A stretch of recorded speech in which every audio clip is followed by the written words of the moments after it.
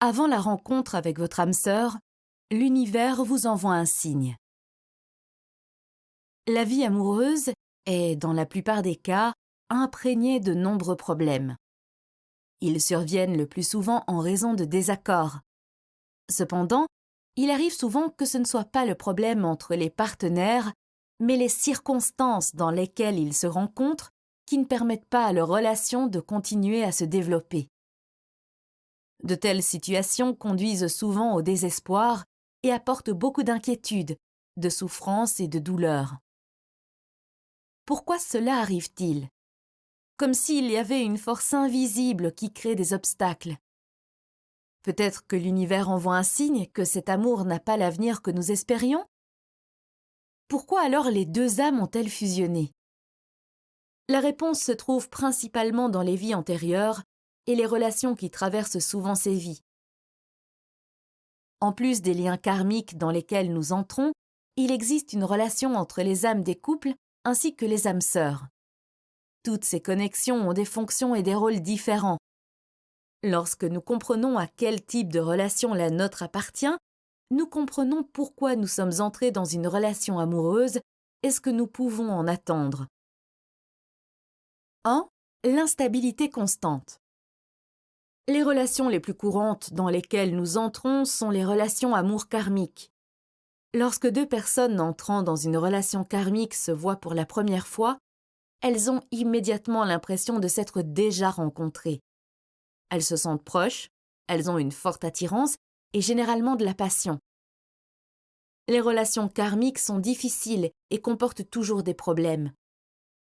Bien que les partenaires soient très proches, les conflits et les disputes entre eux deviennent de plus en plus difficiles. Les circonstances ne sont pas en leur faveur non plus. Les passions et les désirs sont forts, mais c'est comme si l'univers ne permettait pas à ces âmes d'être ensemble en paix. Elles sont attachées l'une à l'autre, et la passion et les émotions ne sont qu'un leurre que les amoureux ont besoin d'attraper. Et puis, le drame commence, car l'histoire karmique commence à se dérouler, c'est-à-dire les dettes que ces deux âmes ont l'une envers l'autre. C'est pourquoi de telles connexions sont pleines de problèmes. Rien ne se passe facilement, et il y a des obstacles constants au fonctionnement normal de la connexion. Au fur et à mesure que le temps passe et que les passions s'apaisent, le karma commence lentement à se défaire. Si les émotions sont trop fortes, la passion peut garder la force, voire l'augmenter, mais les conflits et les disputes sont inévitables. Dans certaines relations, il y a une confrontation physique. La guerre et la passion sont l'œuvre de la planète Mars, donc de tels amoureux dans l'horoscope comparatif ont certainement des aspects forts avec cette planète. Tout est surestimé, de l'amour au sexe, en passant par la souffrance et la douleur. L'intensité de ces opposés est la caractéristique la plus forte de l'amour karmique. Cela nous fait regarder au plus profond de nous-mêmes. Plus la douleur est intense, plus la leçon que les âmes doivent apprendre est forte. Certains des symptômes d'une relation karmique sont lorsque quelqu'un nous épuise et nous blesse émotionnellement, énergétiquement, mentalement et physiquement. Le besoin d'aider quelqu'un peut aussi être le signe d'une connexion karmique. 2. La perte d'un partenaire. La première rencontre au cours de laquelle une forte attirance se fait sentir se transforme lentement en un drame doux amer. Un autre indicateur des liens karmiques est que les âmes se sont rencontrées, peut-être même décédées, et n'ont pas noué de relation à un moment donné, mais seulement beaucoup plus tard. Il s'agit de leur fuite sans le savoir, car au niveau de la tromperie, l'âme savait que le drame aigre-doux ferait des ravages. Les partenaires étaient souvent aux mêmes endroits, mais ils se croisaient. Cependant, les présages étaient toujours présents, seulement s'ils pouvaient les interpréter d'une manière ou d'une autre. Puisqu'il s'agit d'une connexion karmique, lorsque les circonstances nécessaires pour que les âmes traversent une certaine expérience mûrissent, elles s'uniront avec une force étrange. Tout se passera presque du jour au lendemain. Ainsi, elles se lient et tombent dans un vortex karmique qui les tire tantôt vers le bas et tantôt les projette à la surface. Parfois elles sont au fond de l'abîme et parfois au 7e ciel. Nous craignons souvent que notre proche nous abandonne, nous trahit ou nous trompe. C'est pourquoi nous demandons constamment, vérifions, exigeons une promesse que notre partenaire restera avec nous pour toujours, qu'il ne nous quittera en aucun cas. Il y a une obsession malsaine, mais douce avec son partenaire. Il arrive généralement que cette personne ait perdu son partenaire actuel dans une vie antérieure. Cela est inscrit quelque part dans son subconscient. C'est pourquoi elle a peur de perdre à nouveau son partenaire. Il peut donc arriver qu'elle le quitte pour cette même raison, incapable de supporter la pression de la peur et de l'incertitude. Dans cette vie antérieure, cette personne a peut-être vécu moins longtemps. Peut-être que le tourbillon de la guerre lui a coûté la vie ou qu'elle a disparu d'une autre manière. Comme cette dernière était restée seule dans une grande douleur et souffrance, la peur de le perdre à nouveau restait dans son subconscient comme un traumatisme. De telles personnes peuvent étouffer avec leur amour, leur possessivité et leur obsession, ne donnant pas au partenaire la possibilité de fonctionner normalement. Alors, il en devient accablé et les problèmes commencent. Ainsi, le modèle des relations karmiques est tel qu'en plus de l'obsession, de la passion, des émotions fortes, elles conduisent toujours à des problèmes, des blessures et des malentendus. Alors, les deux partenaires souffrent et se perdent. Ils ne peuvent pas se séparer car cela leur cause une grande douleur. Mais rester dans une telle relation, en plus de beaucoup de plaisir, est semé de grandes difficultés. 3. Des adieux sans regret. Une relation forte et stable ne peut pas être établie dans une telle relation. Peu importe à quel point ils essaient tous les deux d'investir dans cette relation, de tels amours sont toujours associés à la souffrance. Ils n'arrivent jamais à s'entendre et c'est encore pire quand ils se séparent. C'est pourquoi il y a des interruptions fréquentes, puis des retours, etc.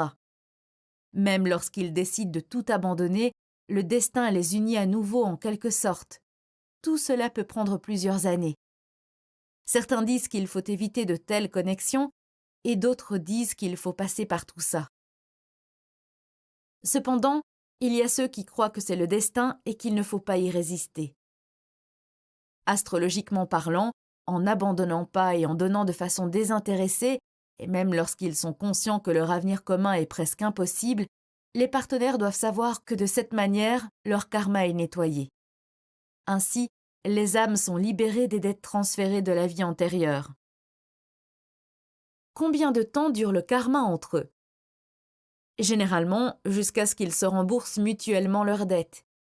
Si la séparation se produit de la bonne manière, sans ressentiment, douleur et changement, alors la dette karmique entre deux personnes est terminée. Si elles se souhaitent du bonheur et peuvent grandir en paix, le karma est fait. Sur la base de l'horoscope, on peut estimer combien de souffrances et de douleurs ont été infligées dans la vie précédente. Certaines relations karmiques ne peuvent pas être établies en une seule vie, mais se poursuivent à travers une série de vies et d'expériences. La dette est remboursée lorsqu'il n'y a plus de mauvaises émotions, de haine et de souffrance. Lorsque les partenaires peuvent se regarder dans les yeux sans mauvaise pensée, c'est-à-dire lorsqu'ils ne se souviennent que des belles choses qu'ils ont vécues. La conclusion est que les relations karmiques se terminent par un abandon complet ou une séparation sans mauvais sentiments. Si la relation est rompue et que l'amour, la passion, l'amertume et la douleur sont toujours ressentis, la dette karmique n'est pas remboursée et les personnes se reverront un jour et poursuivront leur drame amoureux. Comment s'explique la connexion karmique dans l'horoscope? Avant l'apparition d'une connexion karmique, une personne souhaite généralement intensément qu'un amour fort lui arrive. Beaucoup ont même une intuition. Lorsque vous allez à la rencontre de l'amour karmique, vous ne devez pas avoir peur, mais accepter ce que l'univers a prévu pour vous. L'excitation n'est-elle pas plus grande quand vous savez que vous rencontrez l'amour de la vie passée? De telles choses n'arrivent jamais par accident. Il n'est pas nécessaire de calculer ou de penser dans cette situation. Les âmes doivent y entrer, donc si elles ont besoin de faire quelque chose, l'univers s'assurera que ces choses se produisent. Quoi qu'il arrive, les deux personnes s'enrichissent d'une nouvelle expérience qui ennoblira leurs âmes parce qu'elles en ont profité, malgré les épreuves qu'elles ont traversées, et se sont libérés du karma négatif. L'intensité des liens karmiques est plus forte que lorsqu'il s'agit d'âmes sœurs, où tout se passe beaucoup plus facilement, sans aucun problème. Cependant, l'amour et la souffrance sont profondément ressentis dans les relations karmiques. En effet, elles sont imprégnées de peur et de tension. D'ailleurs, certaines personnes ont des problèmes de santé à cause d'une telle attitude. L'horoscope natal indique si l'on aura des amours karmiques. Cela est souvent montré par Vénus ou Mars rétrograde, Vénus ou Mars au nœud sud, Saturne dans la 5e, amour, ou la 7e maison, mariage, les dirigeants connectés de la 5e, amour, et de la 12e maison, dette, vie antérieure, Vénus dans la 12e maison, mauvais aspect de Vénus, amour, et Saturne, dette, karma, Vénus, amour, et Pluton, Mars et Saturne, passion, destruction, Vénus en Capricorne, Scorpion, Vierge, Poisson, etc. Les aspects comparatifs entre les nœuds d'une personne avec Vénus, Mars ou Saturne d'une autre, les mauvais aspects entre Mars et Saturne, Mars et Mars, Mars et Vénus, Saturne, Lune ou Vénus, Vénus et Pluton, etc., sont des indicateurs de connexion karmique. Qui est mon âme sœur? Nous recherchons toutes et tous l'âme sœur. Après tout, comment savez-vous que la personne que vous avez rencontrée est la bonne? Une âme sœur est une personne avec qui nous avons vécu de nombreuses vies ensemble, rencontrées d'incarnation en incarnation. Dès que deux individus se voient, ils se reconnaissent et ressentent un grand amour, une proximité et une confiance. Les âmes sœurs se trouvent ensemble dans un groupe d'âmes. Ensemble, elles traversent diverses expériences et tentations. Elles se réincarnent constamment, prennent soin les unes des autres et s'entraident. Il y a aussi des cas où elles semblent se venger l'une de l'autre, mais uniquement parce qu'elles ont besoin d'une telle expérience pour se développer davantage. Les âmes sœurs sont caractérisées par des attitudes, des croyances et des sentiments similaires.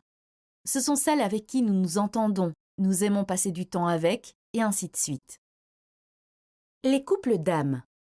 Les couples d'âmes sont également liés karmiquement, mais ils ne portent pas de tension, de problèmes ou de compétition les uns avec les autres. Ils peuvent apparaître comme des amis, des collègues de travail, des amants, etc. Comment pouvons-nous les reconnaître? La passion entre les couples d'âmes n'a pas l'intensité que possèdent les relations karmiques. Tout s'écoule doucement et lentement ici, mais cela peut durer le reste de votre vie. Les couples d'âmes s'acceptent de l'intérieur. Il n'y a pas d'égoïsme, pas de manipulation. Il doit y avoir une amitié naturelle. Cela ne veut pas dire qu'il n'y a pas de passion parmi ces âmes. Elle existe à un niveau, mais cette relation n'est pas basée sur des passions. L'amour des couples d'âmes est stable et la passion se construit en douceur. La signification de cette connexion n'est pas la passion, mais la connexion spirituelle. Lorsque les couples d'âmes se rencontrent, tout se passe bien, car cette amitié traverse plus de vies. Ils sont liés par une intimité profonde. Le partenaire est tel que l'on peut compter sur lui, mais pas pour être dépendant de lui. Les couples d'âmes doivent remplir 4 conditions pour s'assurer qu'ils sont vraiment des couples d'âmes. Il doit d'abord y avoir une attirance physique, car nous vivons dans le monde matériel et le corps est le véhicule de l'âme. L'autre chose est une connexion intellectuelle, ce qui signifie une façon similaire de penser et une conversation honnête sans mensonge. Il existe également une forte télépathie entre les partenaires. Le troisième est l'aspect émotionnel, c'est-à-dire que l'âme de votre partenaire doit ouvrir votre cœur.